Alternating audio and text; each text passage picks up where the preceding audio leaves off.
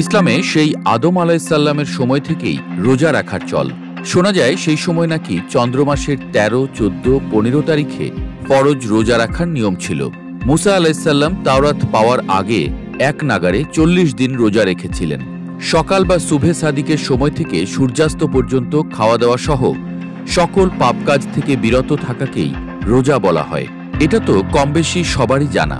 রোজা রাখার চল আছে ইহুদি ধর্মেও, হিন্দু বা সনাতন ধর্মেও উপবাসের চল বহু পুরনো। এই ধারণার উপর ভিত্তি করে চিকিৎসা বিজ্ঞানেও এখন ফাস্টিং বা উপবাসের উপর বেশ জোর দেওয়া হচ্ছে। হেলথলাইন নামে একটি স্বাস্থ্য বিষয়ক ম্যাগাজিনের মতে একটি নির্দিষ্ট সময় বা কয়েক ঘন্টার জন্য খাবার বা পানীয় থেকে বিরত থাকাই হচ্ছে ফাস্টিং।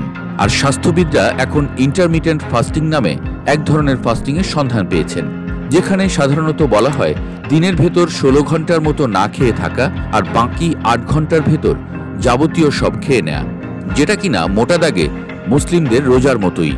কারণ সুবহে সাদিকের সময় থেকে শুরু করে সূর্যাস্ত পর্যন্ত এলাকা ও মাসভেদে প্রায় 12 ঘন্টা থেকে 16-17 ঘন্টাও হয়ে থাকে।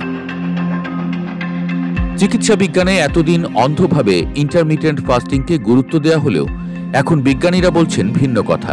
বিবিসি বলছে সাম্প্রতিক এক গবেষণায় নাকি দেখা গেছে দিনে মাত্র 8 ঘন্টারও কম সময়ে খাওয়া দাওয়া করা মানুষের হৃদরোগে মৃত্যু ঝুঁকি 135% পর্যন্ত বেড়ে যায়।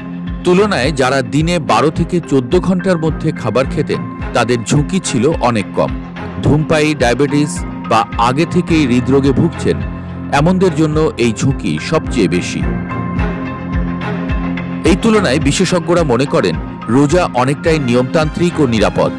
স্বাস্থ্য বিজ্ঞানীদের মতে যেহেতু বছরে একবার 1 মাস রোজা রাখা হয়, তাই সারা বছর অতিরিক্ত খাওয়া, ভেজাল ও অস্বাস্থ্যকর খাবার থেকে শরীরে জমে থাকা ক্ষতিকর বিষ 1 মাসের রোজায় সহজেই দূর হয়ে যায়। ডাক্তার আব্রাহাম জে হেনরির ভাষায় রোজা হলো এক বিশেষ উপকারী ওষুধ। কারণ রোজা রাখলে বাতরোগ, ডায়াবেটিস, অজীর্ণ, হৃদরোগ ও উচ্চ রক্তচাপের মতো রোগে মানুষের ঝুঁকি অনেকটাই কমে যায়।